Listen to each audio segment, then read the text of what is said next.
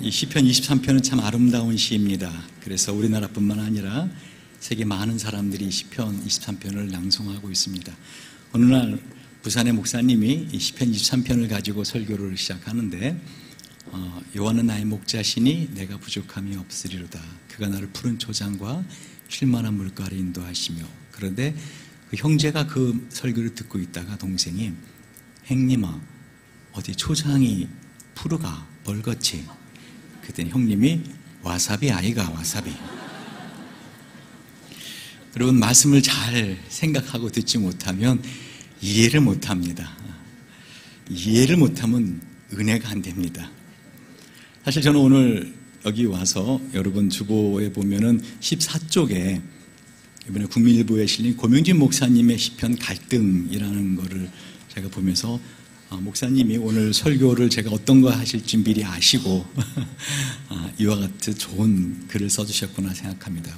특별히 오늘 본문에 있는 이 시편 23편의 말씀으로 부족함이 없는 삶이다 했는데 그 부족함이 없는 삶이 어떤 삶인가, 또한 이런 부족함이 없는 삶을 살고 싶은데 우리의 실제적인 인생은 어떤 삶인가가 그 고명진 목사님의 갈등에 나와 있습니다.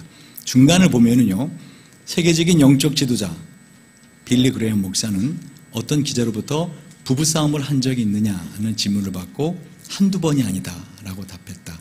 이혼을 생각해 본 적이 있는가 라고 다시 묻자 빌리 그레이엄 목사님이 단 한 번도 이혼을 생각해 본 적은 없다. 하지만 죽이고 싶을 때는 헤아릴 수 없이 많았다.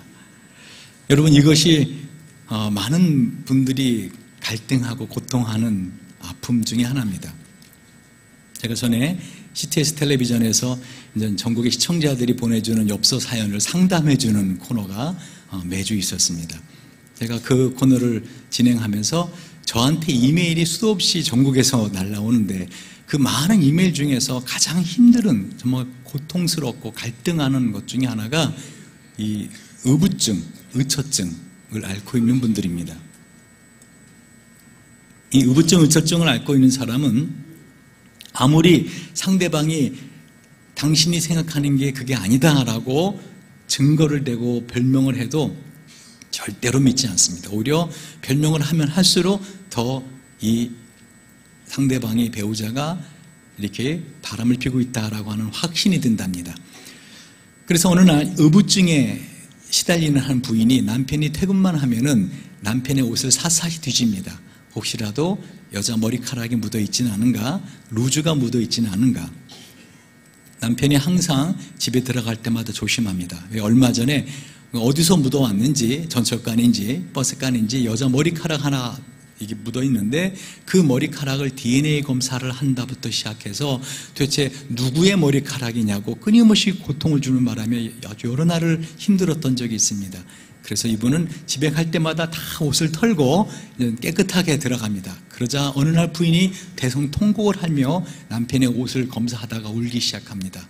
왜? 그랬더니 이제는 하다가 대머리 옆했네 하고 바람났냐. 아무리 뒤져도 머리카락이 없다. 그런데 어느 날 이분이 교회 다니시는 남자분이십니다. 술을 안 드시는데 직장에서 회식을 하고 이렇게 직장 직원들이 술이 취해서 집까지 바래다 줬답니다. 그래서는 여자 직원 2명을 이렇게 차에 태워서 가는데 다음 날 부인이 마트를 간다 그래서 차를 이제 운전하는데 부인이 차에 타자마자 화장품 냄새가 나는 것 같아. 당신 어제 이 차 누구 태웠어? 남편이 태우긴 누구 태워? 아무도 안 태웠어. 그런데 그 부인 의자 밑에 하일 하나가 신발이 구두가 딱 떨어져 있는 게 보입니다. 정신이 아찔합니다. 그래서 여보 저게 뭐야? 하고 부인의 시선 딴 데를 돌리고 얼른 그 하일을 집어서 창문 바깥으로 집어 던졌습니다. 그리고는 드디어 마트에 도착했는데 부인이 여보 내 신발 한 짝 못 봤어? 나 분명히 신발 2짝 다 신고 왔는데 세상에 귀신이 고칼로 오시네. 신발이 한 짝이 없어졌어. 어느 날 이분이 잠을 자는데 제가 여러분 마음의 문을 열려고 노력하는 게 보이십니까? 제가 설교 본문을 못 들어가고 있지 않습니까? 지금 웃지 않고 있는 2층에 2명, 아래층에 한 분이 계십니다. 이제 우셨네요. 여전히 2층에 2분은 여전히 안 웃습니다. 마지막입니다. 이거 제발 웃으시기 바랍니다. 이 부인이 잠을 자다가 새벽에 자기가 코 고는 소리에 놀랐답니다. 놀랐는데 남편이 소곤소곤 전화통화를 하는 겁니다. 그 새벽에 가만히 들어보니까 여자 목소리입니다. 그랬더니 아마 나오라고 하는 것 같습니다. 그러니까 남편이 금방 나간다라고 하면서 살고만이 나오더니 옷을 입는 겁니다. 부인이 침대에서 벌떡 일어나서 소리 지르고 난리가 났습니다. 당신 누구야? 이 새벽에 당신을 불러내는 그 여자 누구냐고. 그랬더니 남편이 2층 순이 아줌마다. 세상에 그 아줌마랑 바람이 난 거야. 세상에 차 빼달란다.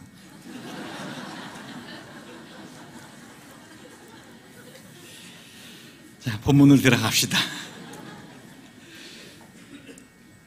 여러분, 오늘 본문에 보면은 정말 이 다윗이 아름다운 시를 쓰고 있는데요. 이 아름다운 시를 보면은 이 시에 그 지었던 시기가 이 다윗이 그 아들 압살롬에게 쫓겨가며 지은 시입니다. 사무엘하 15장 30절에 보면은요, 그때 당시에 다윗이 어떤 상황이었는가를 이렇게 말을 하고 있습니다. 다윗이 머리를 가리우고 맨발로 울며 도망을 다녔다라고 말하고 있습니다. 여러분, 다윗의 인생은요, 결코 행복한 삶이 아니었습니다. 다윗은 어릴 때부터 그 아버지 이새에게 아들 취급 못 받았습니다. 심지어는 여러분, 다윗이 어렸을 때 목동 생활을 하면서 사자와 곰을 만났던 적도 있습니다. 그 사자와 곰하고 목숨을 건 싸움을 한 적도 있습니다. 어린 다윗이. 여러분, 혹시 사자와 곰을 만나신 적 있으십니까? 그것도 동물원에서가 아니라 골목에서. 더구나 그 사자와 곰하고 목숨을 걸고 싸워본 적 있습니까? 아마 무서운 개와 만약에 싸워본 적이 있다면 이 사자와 곰하고 싸운다는 것이 얼마나 끔찍한 경험인가를 여러분 아실 것입니다. 다윗은 어릴 때부터 그와 같이 참으로 고통의 삶을 살았습니다. 외로운 삶을 살았습니다. 들판에서 아무도 없는 곳에서 양을 치는 그런 다윗이었습니다. 나중에 결혼을 하고 나서도 그 장인어른 사울이 이 다윗을 죽이기 위해서 끊임없이 자객을 보내서 늘 도망다니는 도망자의 인생을 살았습니다. 심지어는 왕이 되고 나서도 다윗은 평안한 삶을 살지 못했습니다. 결코 푸른 초장 쉴 만한 물가의 삶이 아니었습니다. 그는 항상 전쟁의 소용돌이 속에 살았습니다. 그런데 무엇이 다윗으로 하여금 오늘 이 아름다운 시편 23편을 쓰게 했습니까? 여호와는 나의 목자시니 내가 부족함이 없으리로다. 다윗이 과연 자신의 인생에서 그렇게 고통의 삶을 겪고 있는데 그것을 거짓말로 쓴 거라고 저는 생각하지 않습니다. 여러분, 아까 말씀드린 것처럼 인생에서 얼마나 우리는 많은 갈등과 고통 가운데 있습니까? 그 고통은 외부적인 데서 오기도 하고 내면적인 데서 오기도 합니다. 하지만 특별히 이 사탄이 살아있는데 이 사탄이 여러분의 심령을 무너뜨리고 심지어는 우리나라에 매일 43명씩 자살하는 거 아십니까? 우리가 예배드리는 이 시간에도 많은 사람들이 자살을 합니다. 그것이 우리나라의 1년 통계입니다. 하루에 43명이 자살을 합니다. 여러분, 사탄은 살아있고 사탄은 다른 것으로 우리의 마음을 무너뜨리거나 우리 가정을 깨뜨리지 않습니다. 교회를 분란시키는 것, 여러분, 사탄은 우리의 마음속에 생각을 집어넣음으로 우리의 마음을 갈등 일으키게 합니다. 요한복음 13장 2절에 보면은요, 마귀가 가룟 유다의 마음속에 예수를 팔려는 생각을 넣었다라고 성경은 말씀하고 있습니다. 그러면 사탄은 살아있습니까? 죽었습니까? 여러분, 제 설교는 머리를 갖고 와서 들으라고 제가 늘 강조합니다. 그렇게 멍하고 앉아 계시면 무슨 말인지 모릅니다. 제가 어려운 질문을 했습니까? 다시 한번 질문합니다. 사탄이 살아있습니까? 죽었습니까? 예. 알면서 왜 대답을 안 하는 겁니까? 특히 2층에 있는 분들은 제가 아는지 모르는지 뭘 실험하시려고 그럽니까? 중요한 사실입니다. 사탄은 지금도 시퍼렇게 살아있습니다. 사탄은 지금도 살아서 저와 여러분들의 마음속에, 가룟 유다의 마음속에 주었던 생각을 집어넣습니다. 네 아내가 너에게 예전에 잘못된 걸 생각해봐. 너가 왜 벽 빠지게 돈을 갖다 벌어서 그 여자한테 줘야 돼? 별 생각을 다 집어넣습니다. 예전 결혼하기 전에는 그렇게 여성스러웠는데 결혼하고 나서 네 아내의 모습을 한번 생각해봐. 그게 여성의 모습이냐? 오죽하면 우리나라에 아줌마라는 단어가 생겼겠습니까? 아줌마와 조폭이 같은 점 여러분 아시죠? 때로 몰려다닌다. 서로 형님 한다. 칼을 잘 쓴다. 몸에 문신이 있다.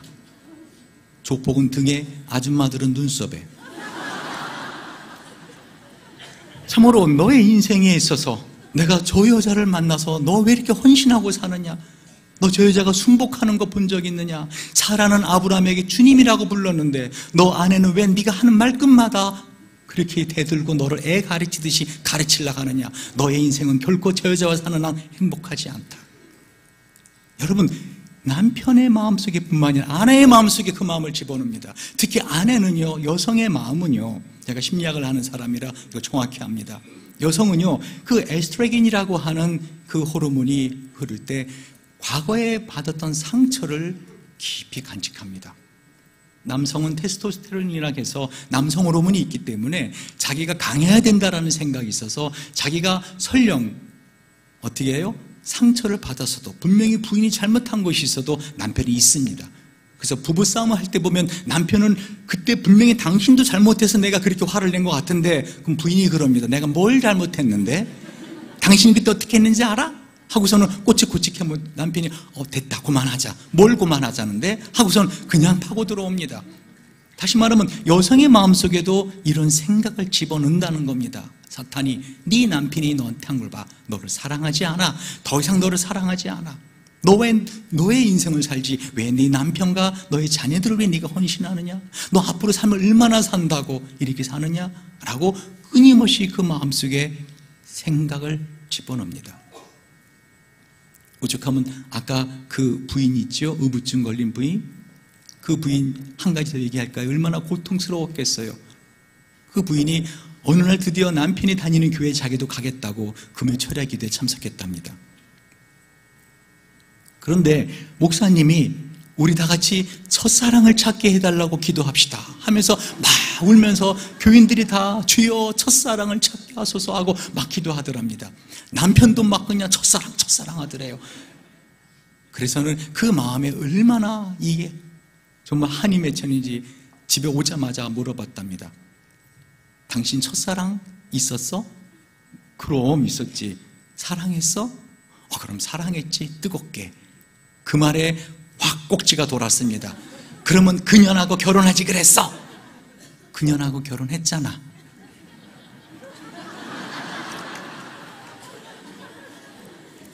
조금 늦는 것 같습니다.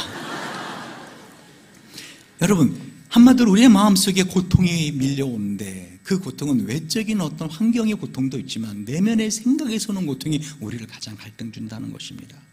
저다시 저렇게 살다가 어떤 인생을 살까? 하나님이 내가 내 자녀를 사랑하는 것보다 내 자녀를 더 사랑한다는 걸 믿음으로 믿는다고 하면서도 내 자녀에 대한 염려를 끊임없이 하게 됩니다. 여러분, 사탄은 시퍼렇게 살아있습니다. 그 사탄은 지금도 우리 마음속에 생각을 집어넣습니다. 마치 에덴 동산에서 아담과 하와에게 범죄를 하게 했던 것처럼, 선악을 하게 남을 따먹게 했던 것처럼 사탄은 말로 우리에게 끊임없이 말을 한다는 사실 아십니까? 그런데 어떻게 이 다윗은 그런 고통의 삶을 살면서 참으로 더군다나 지금 아들이 그 왕권을 차지하기 위해서 그 아버지 다윗에게 칼을 겨누고 덤벼들어 도망다니는 그 시간에 이와 같이 아름다운 시를 쓸 수 있었냐는 것이죠. 무엇이 다윗으로 하여금 그 내면의 푸른 초장과 쉴만한 물가로 가는 길로 인도했냐는 것이죠. 오늘 우리는 이 본문을 갖다 좀 더 자세히 살펴보므로 다윗이 발견했던 그 푸른 초장과 쉴만한 물가로 가는 길을 발견하시길 주님 이름으로 축원드립니다. 본문을 봅시다. 다시 1절, 2절, 3절 같이 한번 봅니다. 시작. 여호와는 나의 목자시니 내가 부족함이 없으리로다. 그가 나를 푸른 초장에 누이시며 쉴 만한 물가로 인도하시는도다. 내 영혼을 소생시키시고 자기 이름을 위하여 의의 길로 인도하시는도다. 아멘. 지금 다윗은 한 가지의 비밀을 깨우쳤습니다. 뭐냐면은 자신의 인생이 어떤 고통이 온다 하더라도 The Lord is my shepherd. 주님이 나의 목자가 된다는 사실입니다.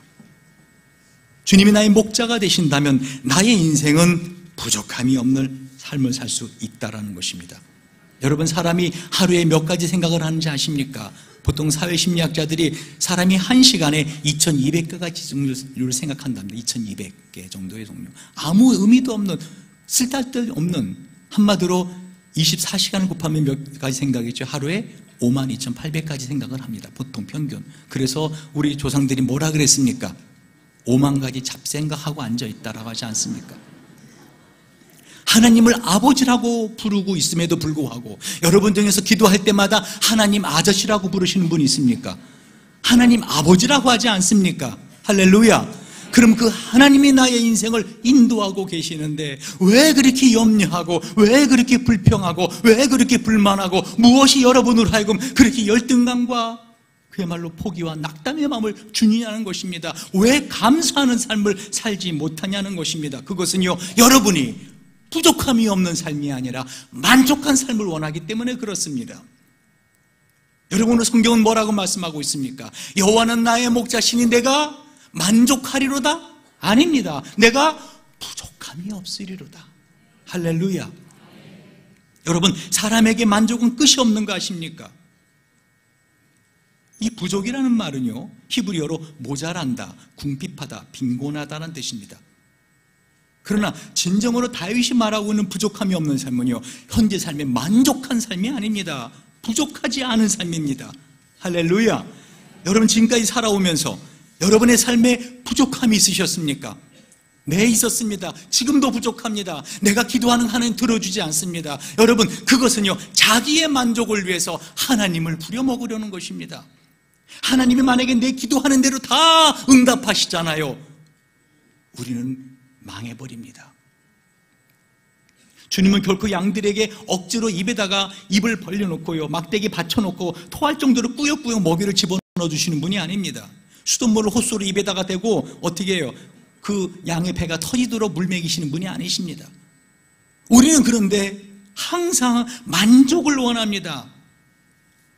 이 재투자의 비결을 가르치는 국민은행 경제학 박사가요, 이 탐욕은 곧 멸망입니다라고 하면서 언제 주식을 사야 할지, 언제 사채를 살고 사채를 팔아야 될지에 대해서 이렇게 말한 적이 있습니다.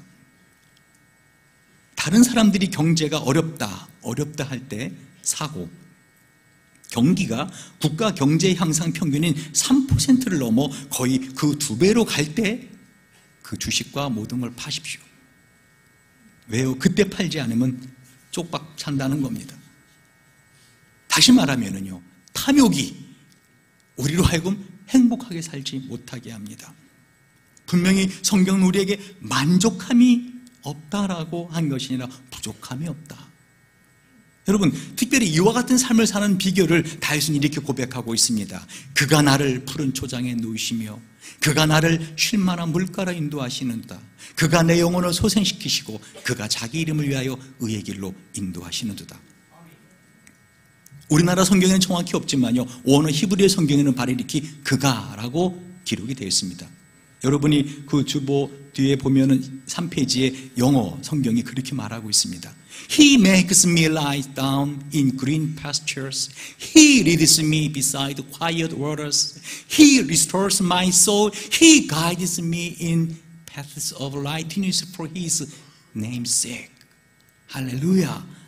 하나님이 내가 능력이 있어서 내 힘으로 나의 삶을 찾아가는 인생이 아니라 하나님이 나의 목자가 되주셔서 나는 부족하지만 하나님이 푸른 초장으로 인도해 주시고 하나님이 쉴 만한 물가로 인도해 주신다는 것입니다.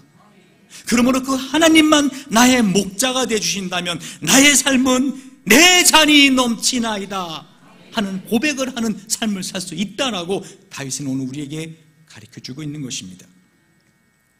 여러분, 갓난아기가 자라는데 얼마나 많은 것이 필요한지 아십니까? 많은 것이 필요합니다. 근데 사실상 그 갓난아이에게 필요한 것은 한 가지입니다. 엄마입니다. 제가 영국 에딘버러에서 공부를 할 때 에딘버러 공항에 딱 내리잖아요. 비행기 트랙을 딱 나오면 앞에 양들이 푸른 초장에 이렇게 쫙 있습니다. 이 영국은 그 목양 산업을 주로 많이 합니다. 그런데 제가 어느 날 평생을 이 목자를 하신 영국 목자를 만났습니다. 그 셰퍼드를 만났는데 여러분 개도 셰파드라가 있죠. 그거는 양을 치는 개입니다. 그래서 셰퍼드라고 합니다. 그래서 그 영국 목자를 만나 물어봤습니다. 무엇이 양의 가장 큰 특징입니까? 제가 그것을 알고 싶은 거는요, 하나님이 나의 목자라면 나는 뭡니까? 아직도 이게 안 돌아갑니까? 하나님이 나의 목자라면 나는 뭡니까? 양입니다. 내가 나를 좀 알고 싶어서 그 질문을 했습니다. 근데 저는 양에 대해서 이미 알고 있었습니다. 양이라는 동물은요, 이 세상 동물 중에서 가장 둔한 동물입니다. 가장 나약합니다. 양에게 무기가 있습니까? 아무것도 없습니다. 심지어는 개구리 한 마리 자기 색깔을 변합니다. 몸의 색깔을. 양은요 하얀색이라 그냥 초장에 탁 눈에 띕니다. 빨리 달리지도 못합니다. 가장 힘이 없습니다. 스스로 힘으로 아무것도 살아갈 수 없는 연약한 짐승입니다. 그래서 동물학자들은 이렇게 말합니다. 만약에 양이 사람이 키우지 않았다면 이 지구상에 가장 먼저 멸종되었을 동물이다. 내가 양이라고 저는 생각했습니다. 내 자신이. 여러분, 양은요 앞에서 볼 때는 한마디로 100m 앞에서 볼 때 너무나 아름답습니다. 그러나 점점 가까이 가서 보면은요, 세상에 더러운 짐승, 양보다 더한 짐승이 없습니다. 앞에만 깨끗합니다. 뒤에는요 털이 길어가지고요, 이 노린내는 말할 것도 없고 자기 몸에서 나오는 거 있죠, 영어로 덩, 그거를 붙이고 다니는 것은 기본이고요, 그냥 뭐 별거 다 붙이고 다닙니다. 나무떼기, 돌멩이, 별거 다 붙이고 다녀요. 그래서 비가 오고 난 다음에 양들이 뛰어갈 때 보면 가관입니다. 엉덩이 뒤로 막 주두둑 다 떨어집니다. 막 그냥. 여러분, 그 양 같다고 저는 생각했습니다. 사람들이 보기에는 거룩하고 깨끗하고, 그러나 내 안에, 그리고 내 뒤를 내가 보면은 내 안에 참 허물이 많다. 저는 그렇게 생각을 했습니다. 여러분도 안 그렇습니까? 교회에서 보이는 모습과 가정 여러분 뒤를 돌아볼 때, 아니 멀리도 필요 없이 지난 1월부터 지금 2월까지 여러분의 삶을 뒤돌아보십시오. 여러분이 과연 깨끗하고 거룩한 삶을 살기만 했습니까? 우리는 양 같은 존재라고 생각했습니다. 그런데 그 목자가 뭐라고 대답한지 아십니까? They are very clever. 매우 영리하다는 겁니다. 저는 깜짝 놀랐습니다. 양은 정말 좀 무지합니다. 그래서 양은 눈도 근시고요, 후각도 약합니다. 그래서 조금만 멀리 보면은 푸른 초장이 있는데 그걸 못 봅니다. 그리고 바로 옆에 있는 게 이게 먹으면 죽을 건지 살 건지 모르고 막 그냥 뜯어먹고 배탈 나고 그럽니다. 그래서 앞에 양이 가면 무조건 그 양 꽁무니만 따라갑니다. 다 낭떠러지면 다 낭떠러지 죽습니다. 그게 양입니다. 저는 제 자신이 그렇게 영적으로 한 부분에서 미련한 부분이 있다라고 생각했는데 그분이 영리하다는 겁니다. 그래서 내가 what? 그랬어요. 뭐라고요? I beg your pardon? 내가 다시 한번 말씀해달라고 했더니 They are very clever. 내가 믿을 수 없다 그러자 자기 트럭이 타랍니다. 그분이 키우는 양, 방목하는 양 산 가까이 갔습니다. 놀라운 사실을 제가 봤습니다. 그 목자가 차에서 딱 내리자마자 그 풀을 주던 양들이 꾸역꾸역 산에서 내려오기 시작합니다. 저들은 시력이 약합니다. 냄새도 잘 못 맡습니다. 그런데 저들이 잘할 수 있는 게 하나 있는데 목자를 기가 막히게 알아봅니다. 제가 그 말을 들었을 때 안에서 뜨거운 눈물이 팍 솟아올랐습니다. That's it. 바로 그거야. 하나님, 제가 다른 거 잘 못합니다. 그러나 저는 하나님 없이는 못 삽니다. 할렐루야. 제가 사실 교수를 지금도 하고 있지만은요, 이젠 학교와 계획을 맺어서 목회를 시작하면서 일주일에 하루만 내가 강의를 하겠다. 월급은 다 깎아도 좋다. 전임 교수로서 보험이나 그런 거는 해줘라. 다 해준다 그럽니다. 월급이 한 3분의 1로 깎였습니다.